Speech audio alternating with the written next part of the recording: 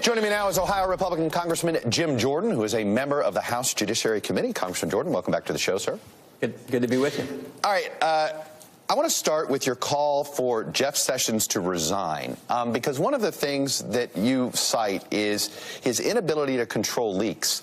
And I have to say, for members of Congress to complain about others leaking, to me, is laughable. No offense. Are you going to tell me you've never leaked, or nobody from your staff's ever leaked, or nobody from the Judiciary Committee's ever leaked anything to reporters? Yeah, but this is the FBI supposedly in an ongoing investigation. So come on, there's a little. You're the U.S. Congress. You guys are the U.S. Congress. The House Intelligence Committee. Devin Nunes has been caught leaking stuff. They will tell us all the time. This isn't new.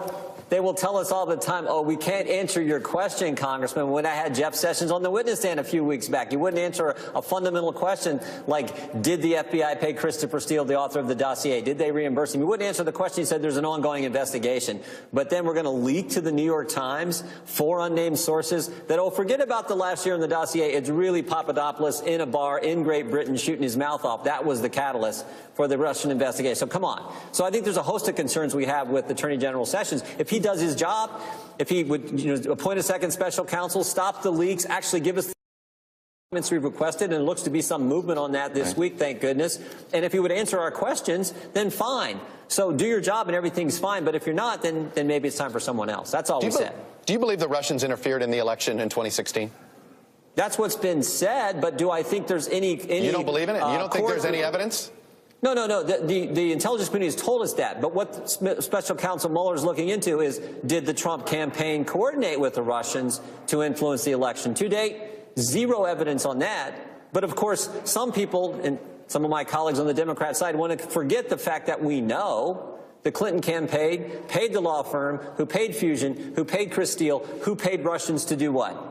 Influence the election. So we know that happened. What we're saying is, let's have some equal treatment on all this and get all the answers for the American people.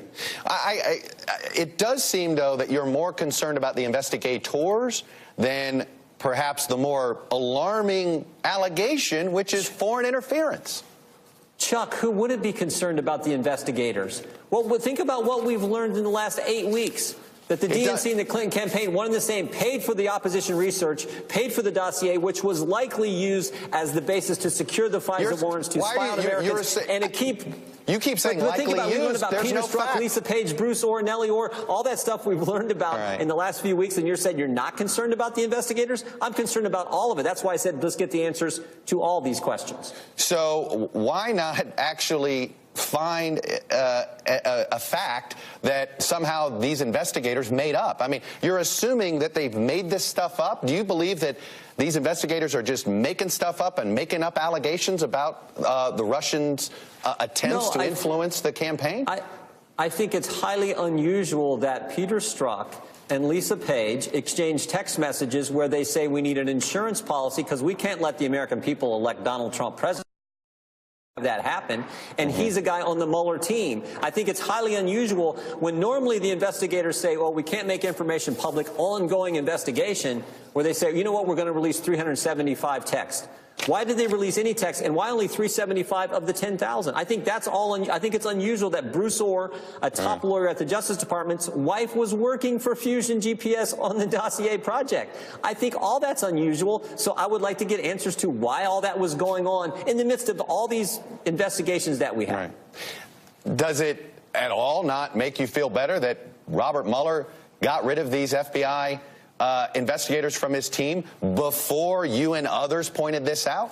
This is only known after the fact. He got rid of these investigators before. They found it themselves. This was their own internal check. Does that not give you any sort of confidence that, you know what, he is policing his investigators? That's fine, but they didn't tell us why they got rid of him. And never forget, Lisa Page left 2 weeks before Peter Strzok, 2 weeks before the FBI and Bob Mueller even knew about this. Why did she leave early? I don't know the answer to that question. I think that's important. I think that could be relevant.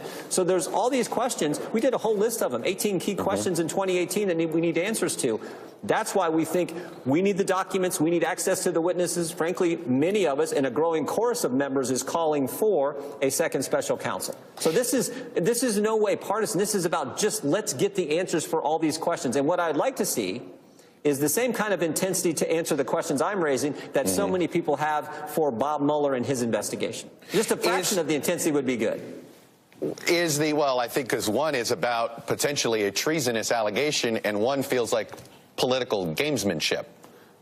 How is it political gamesmanship when the guy who ran the Clinton investigation, ran the Russian investigation, interviewed Mills, interviewed Abedin, interviewed Clinton, interviewed Mike Flynn, when that guy's exchanging text messages where he says we need insurance policy, we can't run the risk that Donald Trump's going to be president. So you're assuming, so what you're saying is that... That's important to get to the bottom of. Then why should you be a credible investigator on Congress? You're a partisan. You're a Republican. You're a conservative Republican. Why should, I mean, what you're saying is that somehow this FBI agent, because he may have had a personal opinion about Donald Trump, was somehow going to skew his investigation. You believe that? Chuck, he wasn't just any FBI agent. He was a top official, seventh floor official. Right. Do you have evidence that he's ever skewed an investigation? Running the Russian investigation. He was deputy head of counterintelligence. This is not just, this is the guy who... I understand that. This is an important guy, and he ran both of these investigations. Do you think he would have gotten those jobs if he weren't an ethical person in the FBI? Do you believe the FBI is this? Do you believe the FBI is this corrupt? I know he was kicked off of Mueller's team when it was discovered what was in these text messages. I know he ran the investigation of Clinton, ran the Russian investigation with that inherent bias that was displayed in those text messages. We need to know what the insurance policy is. You don't think we should interview this guy? You don't think we should ask questions? You don't think we should put him on the witness stand? Of course. That's what we're getting to.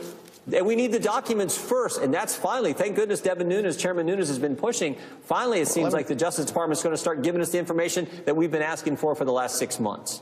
Let me ask you this. You want Jeff Sessions to resign because you feel like he's not controlling the FBI, but he recused himself. I want him to do his job. Isn't it ethical? Isn't he taking the ethical route here by saying he abided by career attorneys who told him, look, you were involved in the campaign, you made a pledge during your confirmation hearing. He's abiding by his pledge. How is he supposed to, quote, get control of the leaks of the FBI and the Russia investigation if he's recused himself? He's still the Attorney General. You still shouldn't be leaking information in an ongoing investigation. We've called for him to appoint a special counsel, second special. Lindsey Graham has called for it. A number of people have called for it. So why should he? Are you saying because of his position on the Russia investigation, he's incapable of carrying out the functions of being Attorney General? No, I'm saying there are 4 big concerns we have, and that's why we say deal with these 4 big concerns. And if you can't deal with those 4 big concerns, if you can't do your job, then we need to look at someone else. But we want him to do I like Jeff Sessions. I want him to do the job, but I want that to happen. I want him to stop the leaks. I want him to give us the documents. I want him to answer our questions. Why couldn't he answer the question? Did the FBI pay Christopher Steele? Were the taxpayers actually paying the guy who wrote this dossier at the exact same time the Clinton campaign was paying this guy? That's an important question. And if the answer to that question is yes, I think that is troublesome in my mind, and frankly should be troublesome for any American if that in fact happened. What I've never quite been able to put together on this theory that the Clinton campaign is somehow was in, I don't know, I guess you may believe they were trying to entrap Trump or whatever, is if they had this oppo, why do you think they didn't use it during the campaign? You have to ask them that. I don't know. Maybe there was overconfidence. I mean, this is why it doesn't. Do you see why this doesn't make a lot of sense? I mean, if this was as aggressive of an attempt as you're laying out here, that the Clinton campaign was somehow sort of manipulating things behind the scenes, then they were pretty stupid Chuck, not to use it during the campaigin. No, they did try to use it. I mean, every news outlet had this dossier. No one would print it because it was so ridiculous. It was David Corn was the first one to print it on October 31st, a week before the election, in Mother Jones. I want to know who his source was, by the way. So everyone had this, but it was so ridiculous that no one was going to print it. And it didn't get legitimacy until who? James Comey on January 6, 2017, briefs President-elect Trump in New York, and then someone leaks that. Only who knows? Someone leaks the fact that that briefing was about the dossier. Then the press runs with it. Then it becomes this big thing. So, yeah, the press, you all had it beforehand. I don't know why they didn't use it. I don't know why the Clinton campaign didn't push it more. Mostly, I think, because the press said this is ridiculous. Well, I have to say, if you're going to call for people to resign because they leak, who's going to be left in Washington?